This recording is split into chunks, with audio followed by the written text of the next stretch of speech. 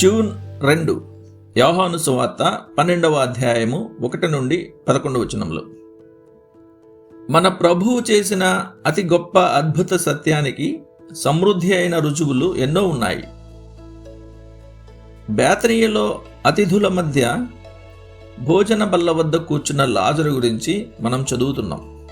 సమాధిలో 4 రోజుల పాటు ఉంచబడిన తరువాత మరణం నుండి బహిరంగంగా లేపబడిన లాజరు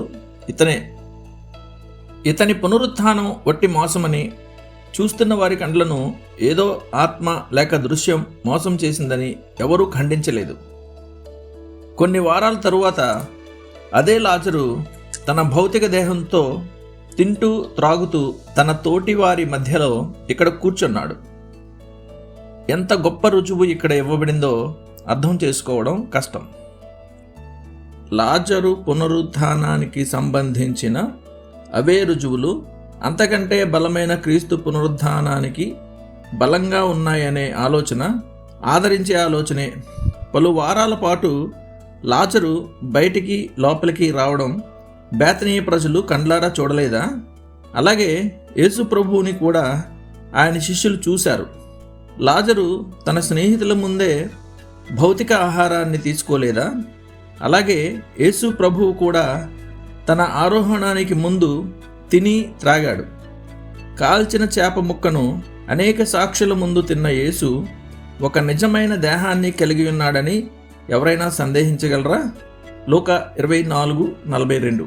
ఇది జ్ఞాపకం ఉంచుకోవడానికి మనం ప్రయత్నించాలి.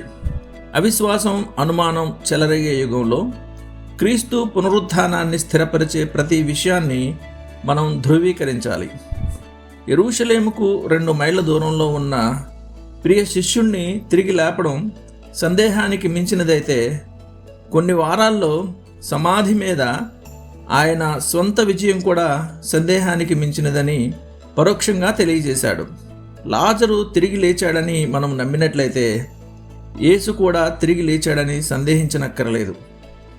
యేసు తిరిగి లేచాడని మనం నమ్మినట్లయితే ఆయన మెస్సియా అనే సత్యాన్ని సందేహించనక్కర్లేదు. ఆయనను మన మధ్యవర్తిగా, మన సొంత పునరుత్థానానికి నిశ్చయతకు వాస్తవికంగా అంగీకరించాలి.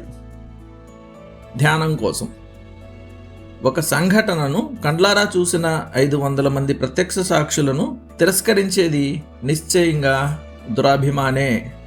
కొరింథీయులకు రాసిన మొదటి పత్రిక 15వ అధ్యాయము 6వ వచనము.